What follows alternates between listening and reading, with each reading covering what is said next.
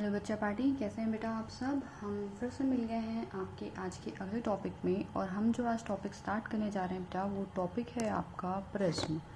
ठीक है, हम कौन सा टॉपिक आज कवर करने वाले हैं। आज हम स्टार्ट करेंगे प्रिज्म। देखिए, कल तक का हमने जो टॉपिक देखा था वो देखा था हमने टोटल इंटरनल रिफ्लेक्शन, है ना, TIR देख रहे थे हम। देखिए, टोटल इंटरनल रिफ्लेक्शन में कुछ क्वेश्चंस जो होते हैं ना बेटा, वो लगते हैं कि प्रिज्म जैसे ही लगते हैं, कि हो सकता है वो क्वेश्चन प्रिज्म के हों, ठीक। या फिर टोटल इंटरनल रिफ्लेक्शन या फिर प्रिज्म के जो क्वेश्चन होते हैं वो कहीं ना कहीं आपको कंफ्यूज कर जाएंगे। बट आज के क्लास के बाद आपका जो वो डाउट है ना, वो दूर हो जाएगा। कई क्वेश्चन देखोगे ना तो डायग्राम देख के लगता है कि टोटल इंटरनल रिफ्लेक्शन का, बट वो एक्चुअल में प्रिज्म का होता है, क्योंकि दोनों रिलेटेड कॉन्सेप्ट ही हैं। प्रिज्म में भी हम रिफ्रैक्शन ही पढ़ते हैं, और कल हम स्लैब पढ़े थे, स्लैब में भी हमने क्या पढ़ा था, रिफ्रैक्शन ही पढ़ा था। ठीक है, चलिए आइए फिर आज का टॉपिक स्टार्ट करते हैं। टॉपिक में जाने से पहले दिमाग में पहली चीज़ ये आती है बेटा कि एक्चुअल में ये प्रिज्म होता क्या है ना, क्योंकि जब तक हमें प्रिज्म नहीं पता होगा हम आगे नहीं बना सकते। देखिए, अगर हमने डायग्राम देखा तो कैसे हम डायग्राम बनाते हैं प्रिज्म का।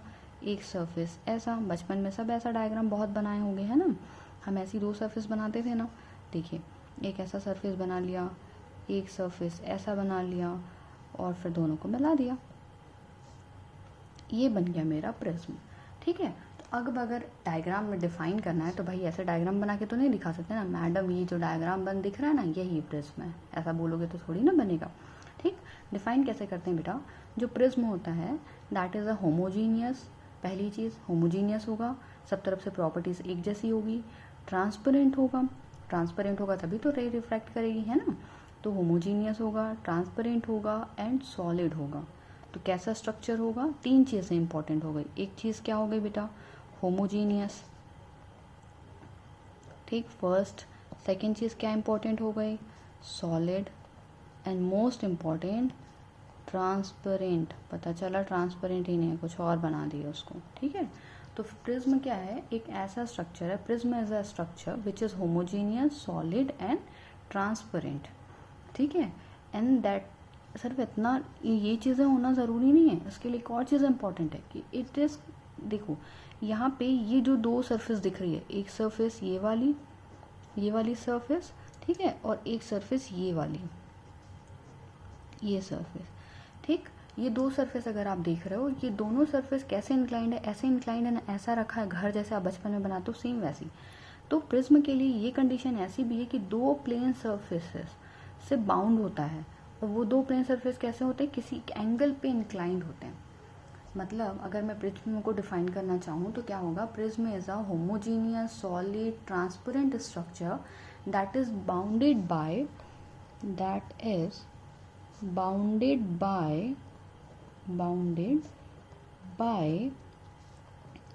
two planes inclined at an angle, मतलब समझ में आया। देखो अब एक बार फिर से समझो, प्रिज्म क्या है, prism is a homogeneous, solid, transparent structure that is bounded by two planes inclined at an angle.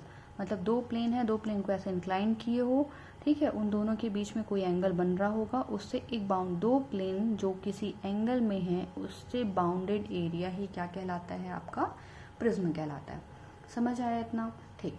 अब देखिए, जब हम प्रिज्म पढ़ते हैं बेटा, हमारे लिए नेसेसरी क्या है कि लाइट रे जो है ना, वो आपकी लाइट रे क्या हो, लाइट रे एक डायरेक्शन, सिर्फ ये दो जो प्लेन बोल रहा हूँ ना, दो प्लेन इंक्लाइंड है, वहीं से ही आए और वहीं से ही जाए।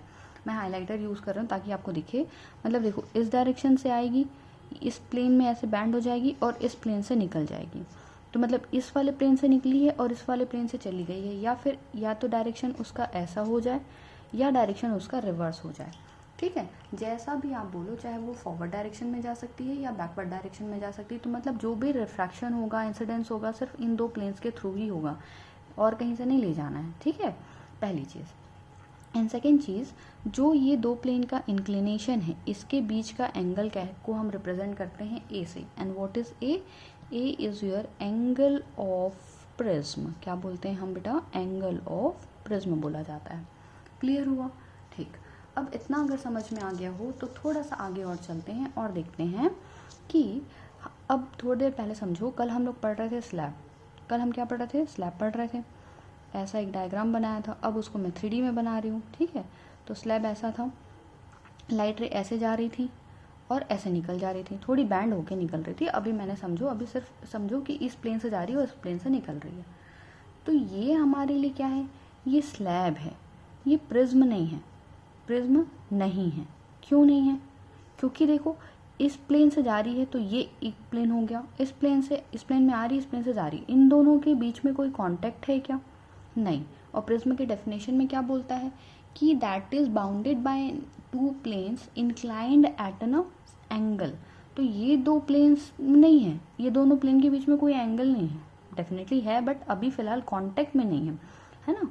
तो प्रिज्म के लिए हमने अभी देखा, जिन प्लेन से लाइट रेज जा रही थी उन दोनों प्लेन के बीच में क्या होना चाहिए? कुछ एंगल होना चाहिए। इन दोनों प्लेन के बीच में कोई एंगल नहीं है, इसलिए क्या है? स्लैब है, प्रिज्म नहीं है।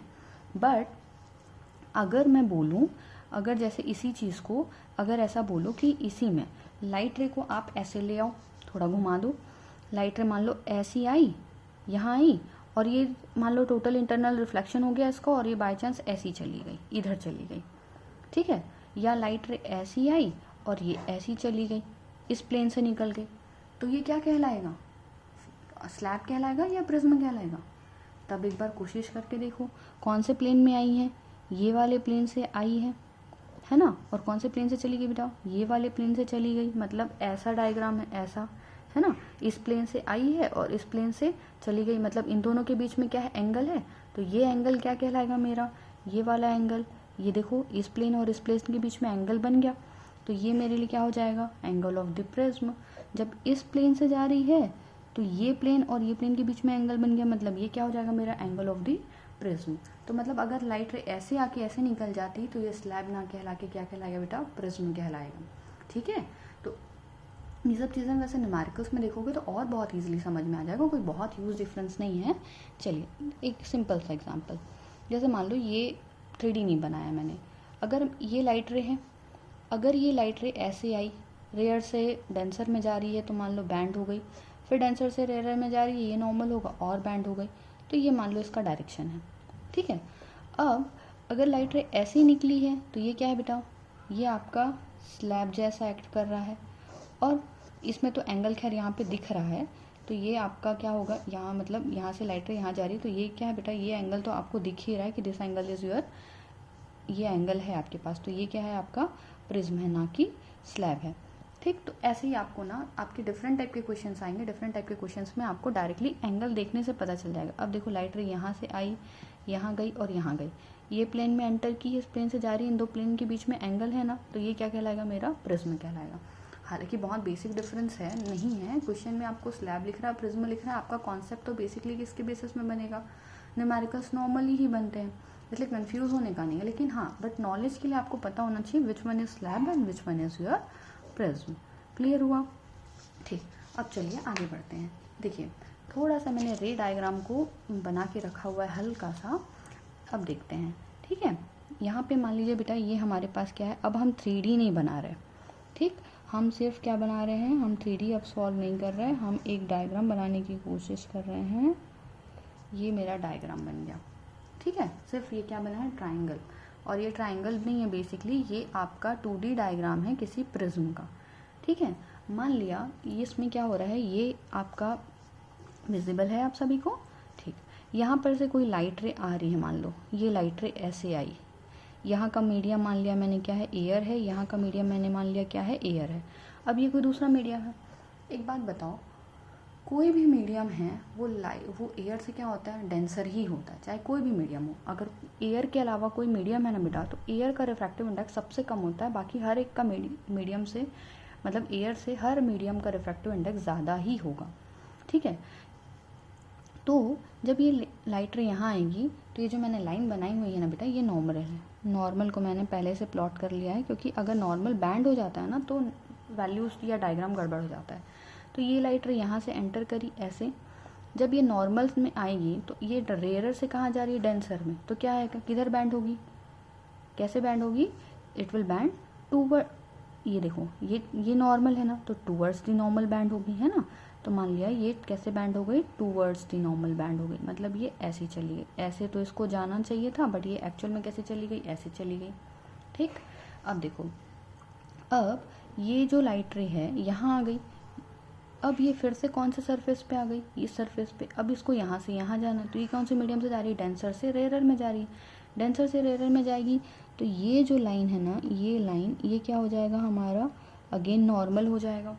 तो ये क्या हो जाएगी बेटा, it will band away from the normal, ये ऐसे बैंड हो जाएगी, मतलब ये ऐसी चली जाएगी। इतना समझ में आया। ठीक, तो देखो ये वाला पहला नॉर्मल है आपका, ये जो नॉर्मल आपका दिख रहा है, और ये वाला आपका दूसरा नॉर्मल है। क्लियर हुआ? ठीक है, ये वाला लाइन आपको कंफ्यूज कर रहा होगा आई गेस, है ना, लेकिन उसकी ज़रूरत नहीं पड़ी हमें। जैसे ये लाइट रे इंसिडेंट हुई, फिर रिफ्रैक्ट हुई, फिर से इंसिडेंट और रिफ्रैक्ट हो गई। इतना क्लियर हो गया? ठीक, अब देखो, हमें इसमें फाइंड आउट करना है आपको, हम जो टॉपिक निकालने जा रहे हैं that is your angle of deviation. क्या कैलकुलेट करने वाले हैं हम, एंगल ऑफ डेविएशन। अब एंगल ऑफ डेविएशन आप सबको बहुत अच्छे से पता है। कैसे पता है, लाइट रे एक्चुअल में कहाँ जा रही थी, यहाँ जा रही थी, तो ये इस पाथ से इसको जाना चाहिए था। ठीक है, बट इस पाथ में नहीं गई, एक्चुअल में कहाँ चली गई है, यहाँ चली गई है। तो मतलब ये इस पाथ में है, ये तो इस पाथ में जाना चाहिए था और इस पाथ में जा रही है, यानी ये उसका क्या है बेटा, एंगल ऑफ डेविएशन है। ये उसका डायरेक्शन था एक्चुअल में, बट ये उसका एक्चुअल डायरेक्शन था, ऐसे जाना चाहिए था, बट कैसे गई, नहीं ऐसे चली गई। तो मतलब ऐसे जाना था और ऐसे जा रही है, तो इतना क्या है, डेविएट हो गई है ना, तो ये उसका क्या है, एंगल ऑफ डेविएशन है। क्लियर हुआ? यही एंगल ऑफ डेविएशन हमें फाइंड आउट करना है। अब कोई बहुत बड़ी चीज़ नहीं है फाइंड आउट करना, सिर्फ ज्योमेट्री फॉलो करनी है। देखो कैसे करना है। इस एंगल को मान लिया ये क्या है, एंगल ऑफ इंसिडेंट, ये एंगल ऑफ इंसिडेंट है। तो ये देखो, ये लाइट रे है, ये लाइट रे है, ये लाइट रे का नॉर्मल के साथ में, ये नॉर्मल है ना भाई, कंफ्यूज मत हो जाना, नॉर्मल, और ये भी क्या है, नॉर्मल। तो इंसिडेंट रे का नॉर्मल के साथ में रिएक्शन, नॉर्मल के साथ में एंगल, तो ये मेरा क्या हो जाएगा, रिफ्रैक्टेड एंगल, 1 लिख दिया। ठीक, अब ये लाइट रे जा रही, यहाँ टकरा रही, तो ये नॉर्मल, नॉर्मल के साथ में इसका एंगल, तो ये मेरा इंसिडेंट एंगल होता है, बट मैं इसको R2 लिख रही हूँ क्योंकि बुक वाला ऐसा लिखता है। आप HC वर्मा पढ़ेंगे तो आप कंफ्यूज नहीं होंगे। ठीक है, तो ये मेरा क्या हो गया, सेकेंड इंसिडेंट एंगल। ठीक है, अब जब ये इंसिडेंट एंगल है बेटा, तो ये रिफ्रैक्टेड रे है, इस रिफ्रैक्टेड रे का नॉर्मल के साथ एंगल क्या हो जाएगा, एग्जिट एंगल, या फिर क्या बोलते हैं, इमरजेंस एंगल। आई मेरा क्या है, आई मेरे लिए है इंसिडेंट एंगल। क्लियर हुआ? आई मेरा क्या है, इंसिडेंट एंगल है। ठीक, देन मेरे लिए ई क्या है, इमरजेंस एंगल है। इमरजेंस मतलब एग्जिट एंगल, आप समझ सकते हो, जिस एंगल से लाइट रे बाहर जा रही है। ठीक है, what is R1, R1 is refracted angle. क्या है वो, refracted angle from the first phase, ये चीज़ ध्यान रखना, फ्रॉम दी फर्स्ट फेज। ठीक, what is R2, R2 is again same the refracted angle from the second phase, sorry, this is your incident angle, incident angle. ठीक, क्योंकि ये तो refracted angle तो ई है आपका। ठीक है, इतना क्लियर हुआ? ठीक, अब इतना अगर समझ में आ गया हो तो अब हम angle of deviation find out करने की कोशिश करते हैं। ठीक है, डेविएशन निकालना है। ठीक, डेविएशन निकालने के लिए बेटा देखो, आप थोड़ा सा बताओ मेरे को कि अगर ये वाला एंगल आई है, दिख रहा है सबको क्या, थोड़ा सा जूम करते हैं। ठीक है, अब देखो, अगर ये वाला एंगल आई है, ये वाला एंगल, तो ये एंगल अगर आई है तो ये पूरा एंगल भी क्या होगा भाई, देखो ये वाला एंगल अगर आई है तो ये पूरा एंगल क्या होगा मेरे पास, ये पूरा एंगल भी क्या होगा मेरा, आई होगा। ठीक, तो अगर ये पूरा एंगल आई है बेटा, ये छोटू वाला एंगल क्या होगा, that is I minus R1। इसको मैं लिख सकती हूँ, इसको मैं इनलार्ज करके यहाँ पे लिख रही हूँ, that is I minus R1। Clear, ये छोटा वाला एंगल, ये वाला। ठीक है, अब सेम वैसे ही देखो, अगर ये एंगल E है, ये एंगल, तो ये टोटल एंगल क्या होगा, ये टोटल एंगल E होगा, और ये वाला एंगल क्या है, R2 है, तो ये छोटा वाला एंगल क्या होगा, ये छोटा वाला, ये जो छोटा वाला यहाँ पे वाला एंगल, ये क्या हो जाएगा, ये एंगल हो जाएगा आपका I माइनस R2 हो जाएगा। भाई ये एंगल आई है, तो ये टोटल एंगल भी किसके बराबर, आई के बराबर। इसमें से R1 माइनस कर दोगे तो ये वाला एंगल निकल जाएगा, ये छोटा वाला। ये टोटल एंगल ई है, और तो ये टोटल एंगल भी क्या होगा, ई होगा। तो ई में से R2 माइनस कर दोगे तो ये छोटा वाला एंगल पता चल जाएगा, वो क्या होगा, आई माइनस R2 हो जाएगा। समझ में आया इतना? ठीक, अगर इतना समझ में आया तो इस डायग्राम को एक बार फिर से देखो। ये डायग्राम कैसा दिख रहा है, ऐसा दिख रहा है क्या, ये वाला देखो, ये वाला अगर आप ट्राइंगल देख पा रहे हो, ये वाला ट्राइंगल, ये जो ट्राइंगल बन रहा है ना, ये ट्राइंगल में अगर ये वाला एंगल देखोगे डेल्टा, तो ये एक्सटीरियर एंगल जैसा दिख रहा है और ये दोनों इंटीरियर एंगल जैसे दिख रहे हैं।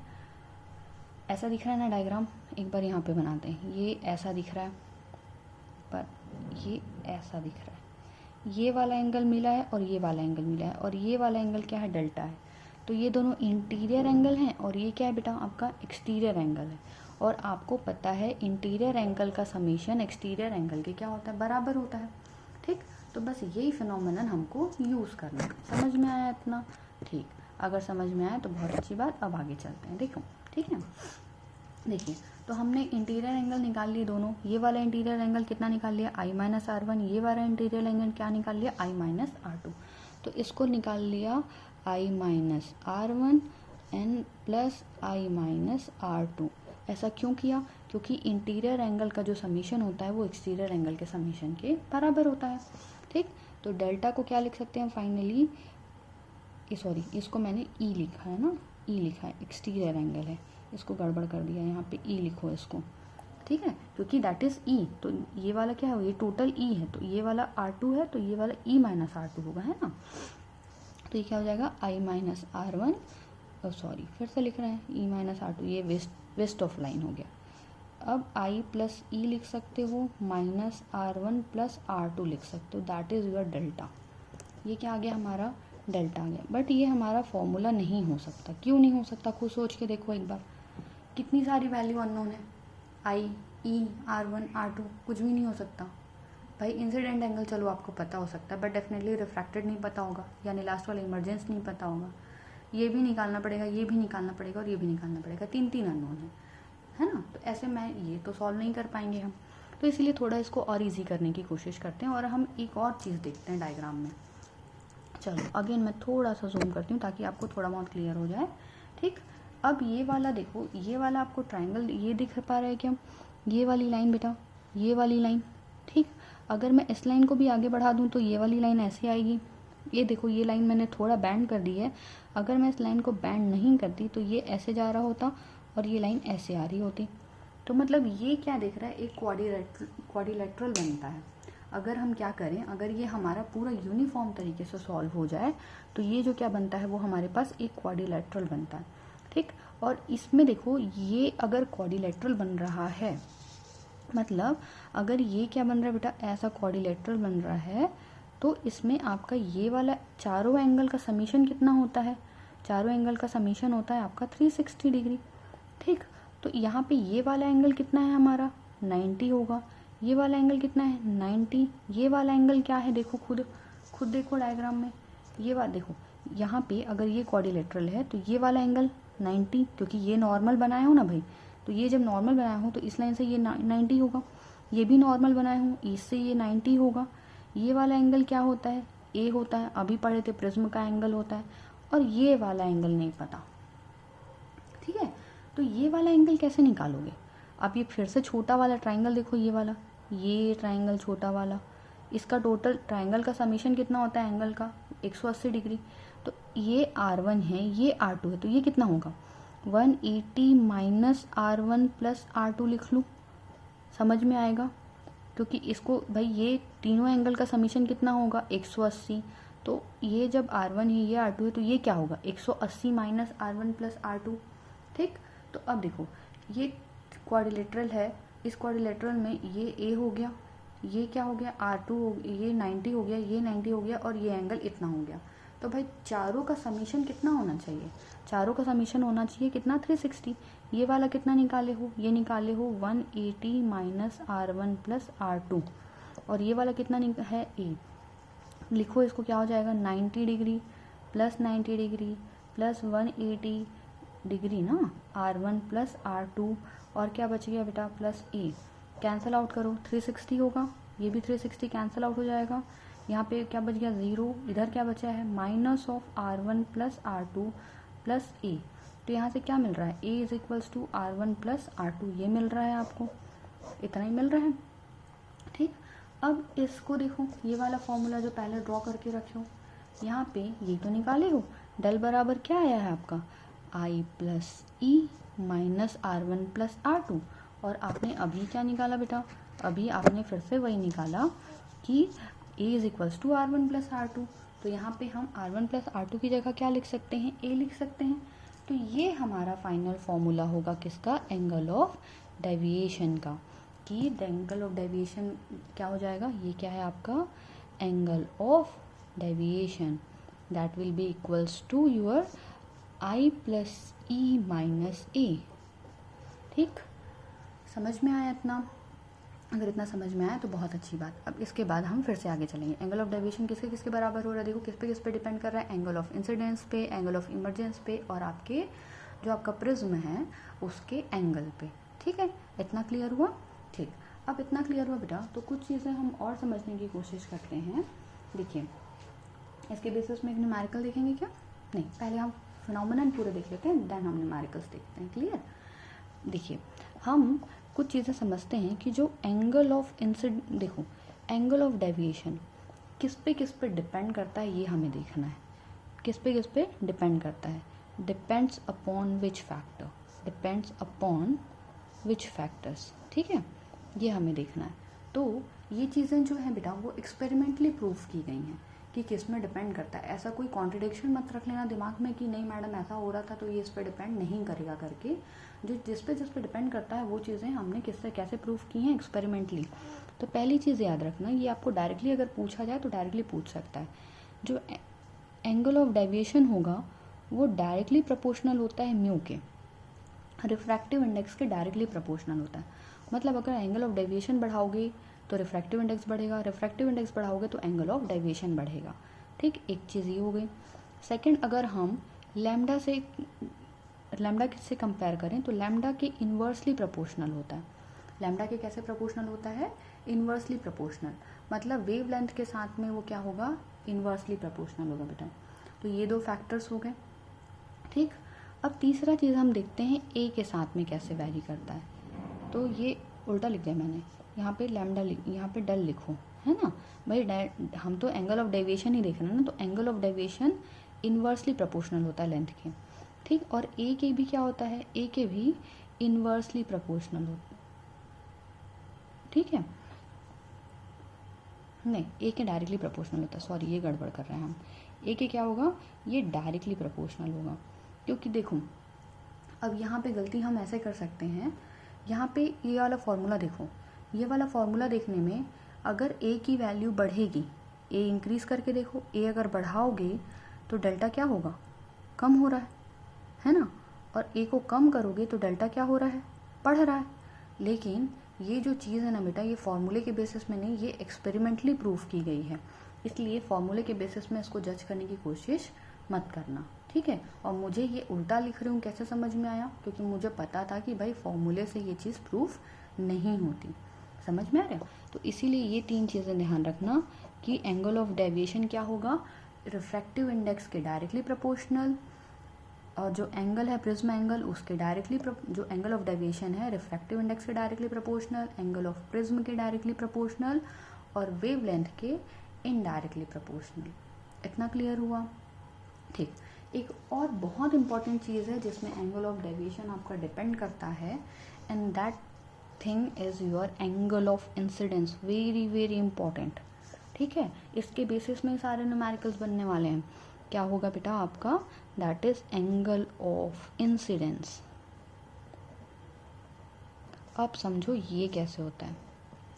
ठीक है, देखो जो हम क्या देख रहे हैं, variation of deviation, variation of angle of deviation जो होता है। देखो अब मैं एक एक्सिस प्लॉट करने जा रही हूँ, थोड़ा सा समझिए। ठीक है, यहाँ पे मैंने लिखा incident angle, that is my I, confuse मत हो जाना, ये क्या है, इंसिडेंट एंगल है। ठीक ठीक है। और यहाँ पे हम प्लॉट करते हैं डेविएशन। ये क्या है मेरा, एंगल ऑफ डेविएशन है, ठीक। यहाँ पे इंसिडेंट एंगल है और यहाँ पे क्या है हमारा, एंगल ऑफ डेविएशन है। क्लियर।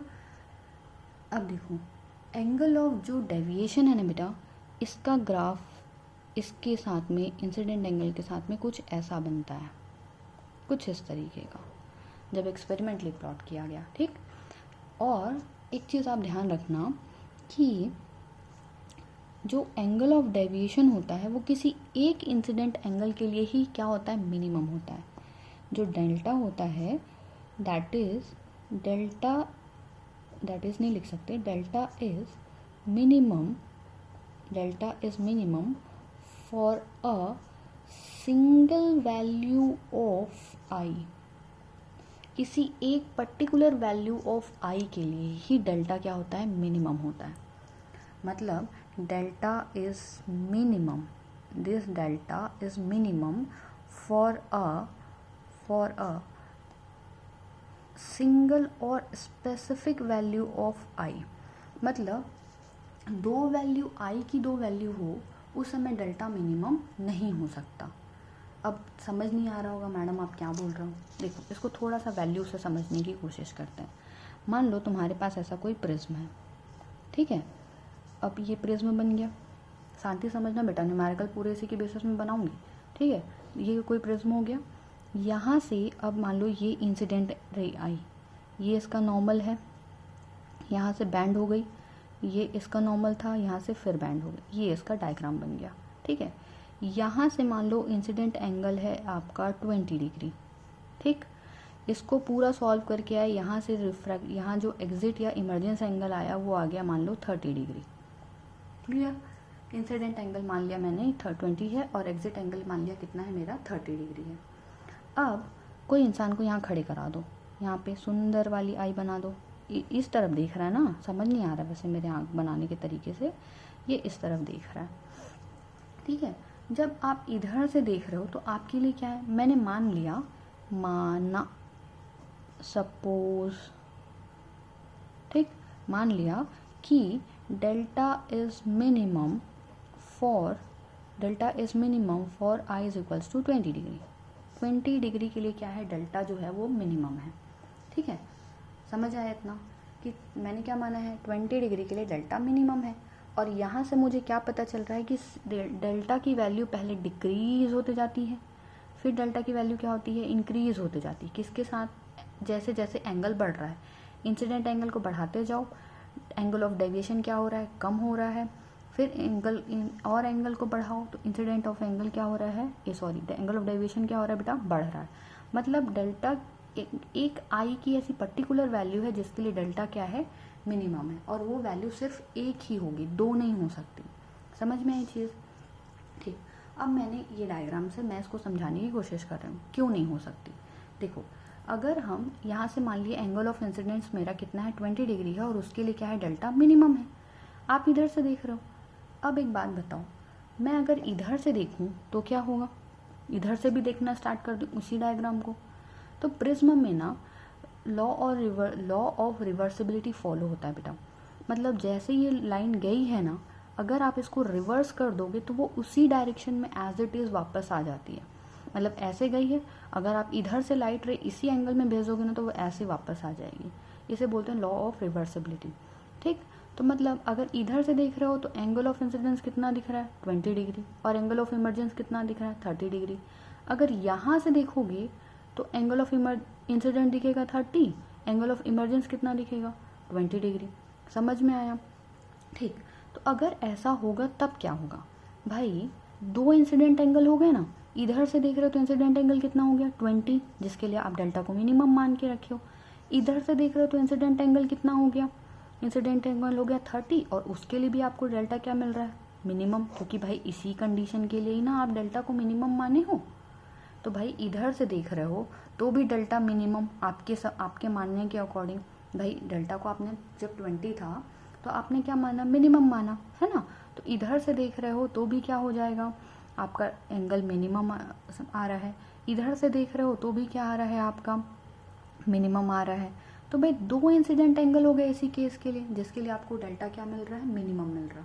तो अब इसको कैसे शॉर्ट आउट किया जाए, इसको हम सिर्फ एक तरीके से ही शॉर्ट आउट कर सकते थे कि हमने क्या कर दिया, मान लो अगर हमने इधर का एंगल, ये इंसिडेंट एंगल, ये ऐसे रिफ्रैक्ट हुआ, ये नॉर्मल और ऐसे बैंड हो गया, अगर मैं इधर के एंगल को 20 डिग्री कर दूं और इधर के एंगल को भी 20 मानूं, ठीक, तो चाहे मैं इधर से देखूं तो भी वही डेल्टा मिनिमम और इंसिडेंट एंगल 20, और इधर से भी देखूं तो भी इंसिडेंट एंगल मेरा क्या है बेटा, 20 ही है और डेल्टा क्या है, मिनिमम ही है। समझ में आई चीज़।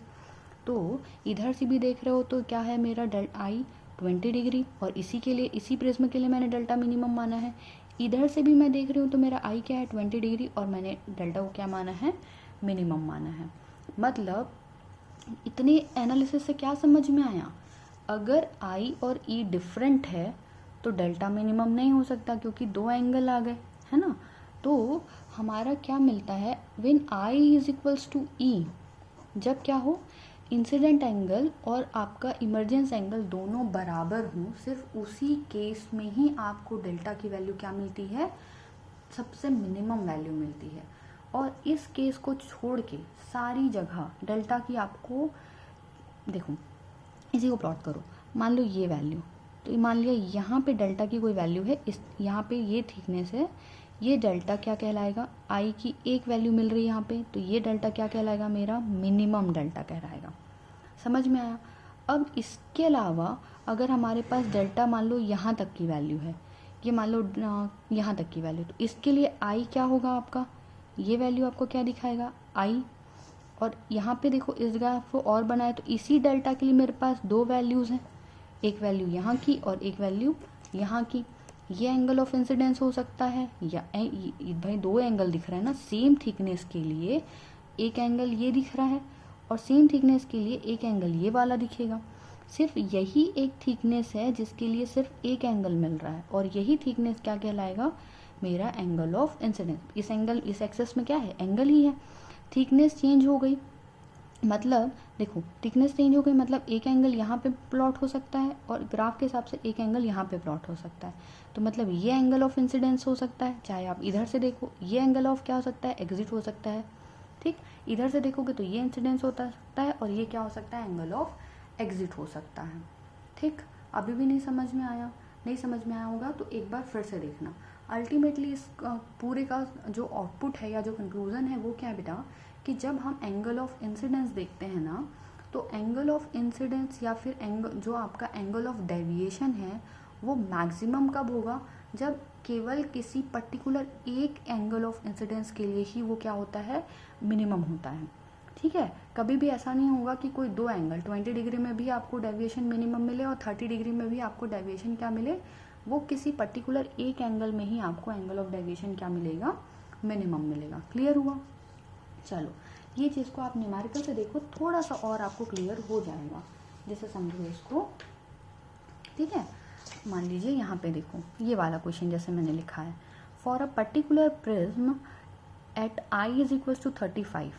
ठीक है, फॉर अ पर्टिकुलर प्रिज्म, देखो सबसे पहले तो हम ग्राफ बना लेते हैं। ठीक है, हमने ऐसा ग्राफ बना लिया, यहाँ पे क्या था, एंगल ऑफ डेविएशन, यहाँ पे क्या था बेटा, मेरा एंगल था, इंसिडेंट एंगल। ठीक है, अब ये डायग्राम ऐसा बनता है, ये पता है मेरे को। ठीक है, ये वाली वैल्यू यहाँ से ये वाला वैल्यू कम होता है और इधर वाला वैल्यू क्या होता है, थोड़ा ज़्यादा होता है। ये जो कर्व ऐसा बनता है ना, थोड़ा ये डाउन करके इधर वाली वैल्यू क्या होती है, कम होती है, और इधर वाला ये जो जैसे ऐसा बना रहे हो ना ऐसा, तो ये सेंटर, तो ये वाला गैप क्या होता है, कम होता है, और इधर वाला गैप क्या होता है, थोड़ा ज़्यादा होता है। क्लियर। ठीक, अब देखो यहाँ पे क्या लिखा है, for a particular prism at I is equal to 35 delta tends to delta minimum.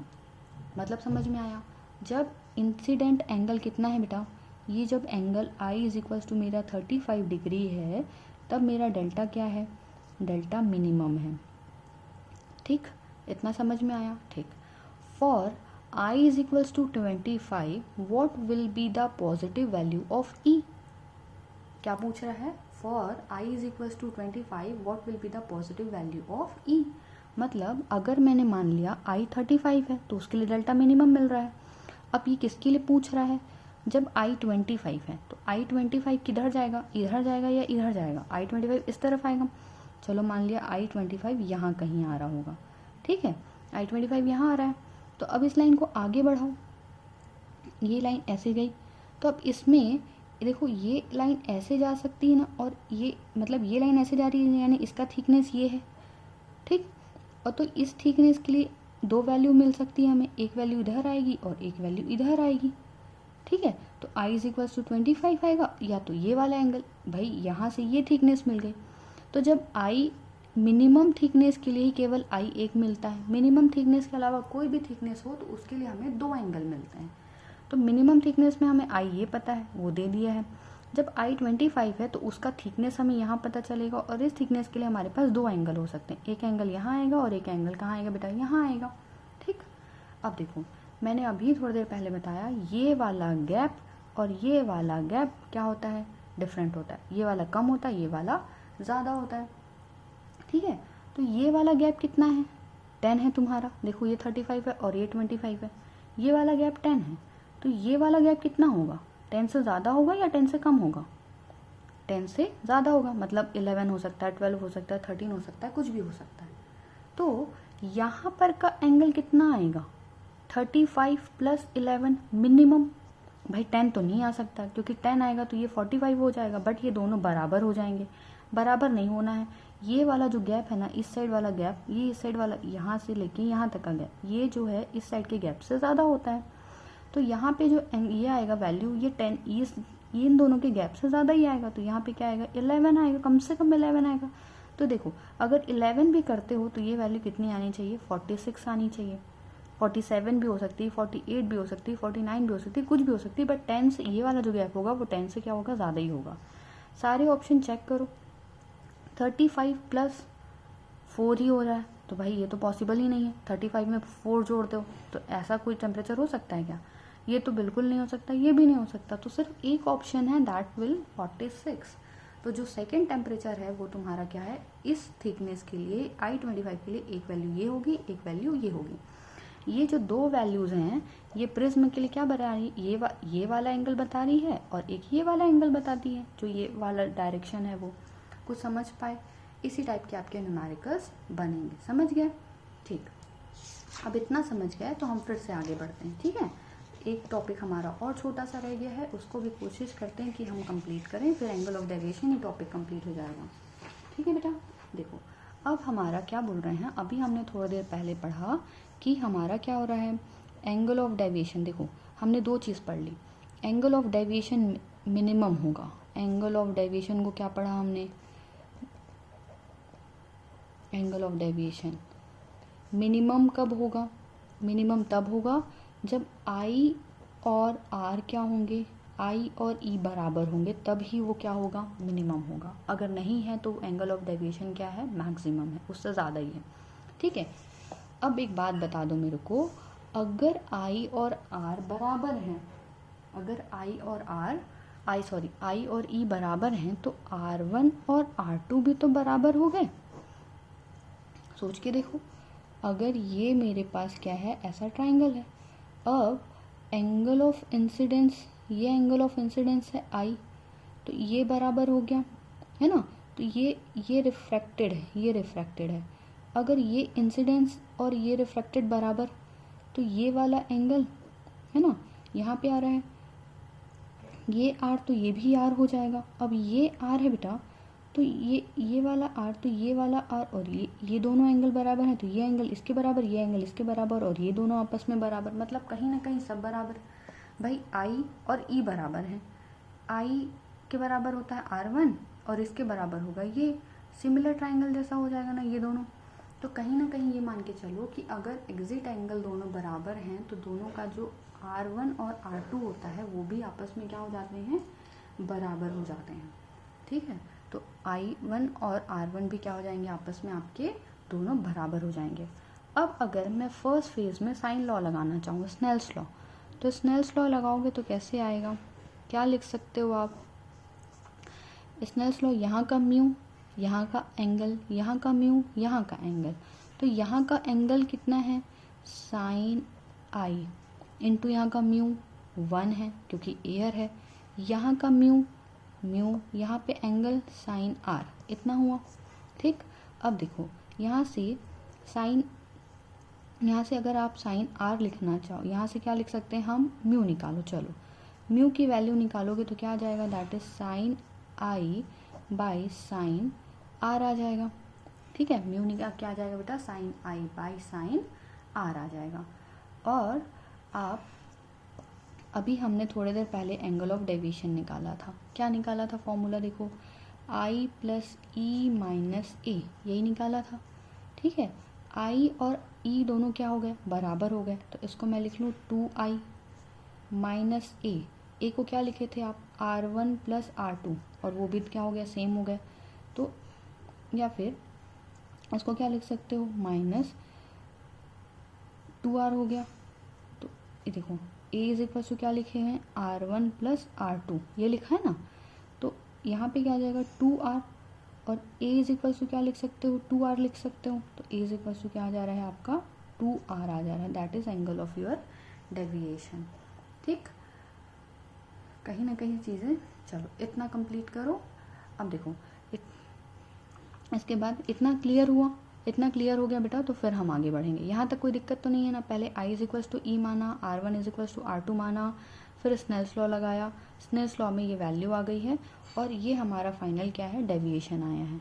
चलिए अब इसके बाद, हेलो बच्चा, सॉरी मैंने वीडियो पूरा बना के रिकॉर्ड भी कर दिया, बट शायद वो डिस्कनेक्ट हो गया था। एक बार फिर से देख लीजिए, है ना।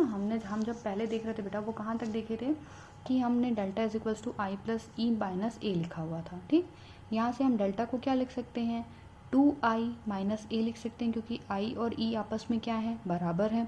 ठीक है, तो 2i माइनस ए हो गया। यहाँ से i निकाला तो क्या आएगा, डेल्टा प्लस इधर a इधर चला जाएगा, तो डेल्टा प्लस ए बाई 2।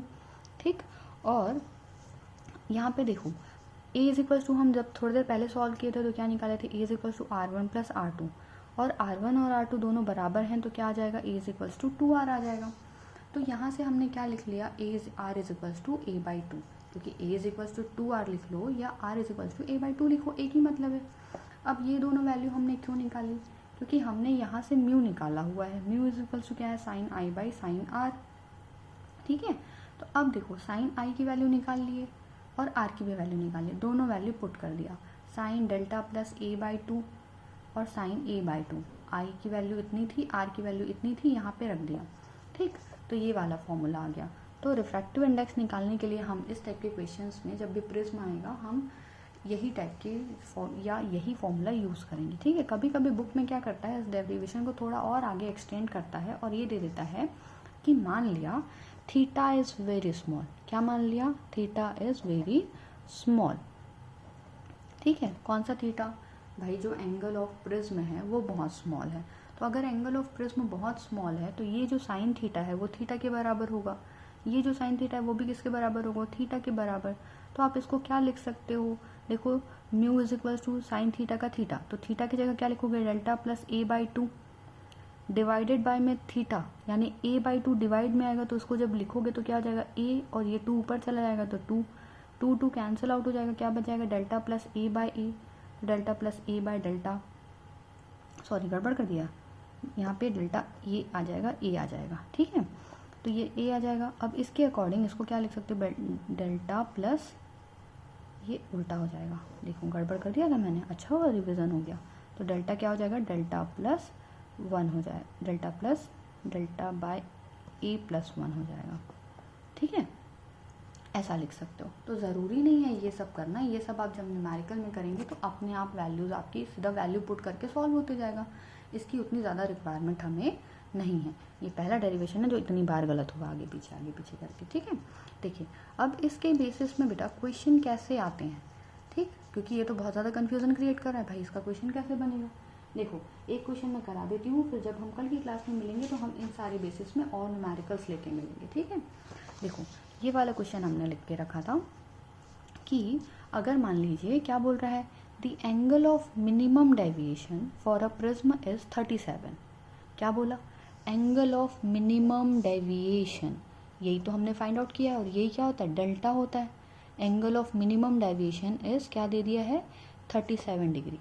ठीक, if the angle of prism is 53, angle of prism मतलब ए इज़ क्या दे दिया 53, then find out the refractive index of the material. ये आपके HCV का क्वेश्चन है, क्या बोल रहा है, find out the refractive index. तो अब देखो सीधा सीधा क्या पुट करो, साइन, यहाँ पे कुछ नहीं दिया ना, एंगल स्मॉल है लार्ज है कुछ नहीं है, तो डायरेक्टली फॉर्मूला लगाना, म्यू इज इक्वल टू क्या आएगा, साइन, देखो मुझे तो याद नहीं है मैं देख लेती हूँ, sine is equal to delta plus A by two और ए बाई टू, तो यहाँ पे क्या आ जाएगा delta plus A by two and sine is equals to A by two, ये वैल्यू आएगी। अब बस देखो डेल्टा भी है ए भी है, सिर्फ पुट करना है और आपको निकालना है। अब नेक्स्ट डाउट आपके मन में जो आएगा, भाई मैडम ये एंगल तो वेरिएशन में है ना, तो यहाँ का तो चलो कुछ ना कुछ सॉल्व हो क्या हो सकता है नीचे का। तो जब बेटा ऐसे टाइप के न्यूमेरिकल्स आपके जेई में या फिर नीट के एग्ज़ाम में आएंगे तो वो डेफिनेटली उस वैल्यू के साथ आएंगे। मतलब मैं जो ये बोलना चाह रही हूँ कि जैसे मान लो साइन 37 प्लस 53 डिवाइडेड बाय में 2 डिवाइडेड बाय में साइन 53/2, ये आ रहा है वैल्यू, है ना, ऐसा आ रहा है। तो 37 और 53 तो चलो समझ में आ रहा है, ठीक, डिवाइडेड बाय 2 करोगे तो वैल्यू आपको याद होगी। 53 की वैल्यू अगर याद नहीं होगी, वैसे तो याद कर सकते हो आप, 37 और 53 हम लोग ईजिली निकाल लेते हैं साइन का, ठीक है, लेकिन अगर नहीं होगी तो आप क्या कर सकते हो, आपकी क्वेश्चन में ये वैल्यूज़ क्या हो सकती हैं, न्यूमेरिकल में गिवन होंगी, ठीक है। नहीं अगर आता होगा तो मुझे कमेंट करना, हम नेक्स्ट क्लास में कैसे 53 निकालोगे ये मैं आपको नेक्स्ट क्लास में बताऊंगी, ठीक। तब तक के लिए फिर पढ़ते रहिए बेटा, अगली क्लास में हम इन टॉपिक्स के न्यूमेरिकल के साथ मिलेंगे। अगर इन टॉपिक के न्यूमेरिकल्स आपको समझ में आ जा रहे हैं तो भी अच्छी बात, और नहीं आ रहे हैं तो मुझे मैसेज करके बताओगे कि मैम और क्वेश्चंस करने हैं, और अगर समझ में आ जा रहे हैं और क्वेश्चंस नहीं करने हैं तो फिर हम अपना अगला टॉपिक स्टार्ट करेंगे बेटा, ठीक है। चलिए फिर पढ़ते रहिए, बाय बाय।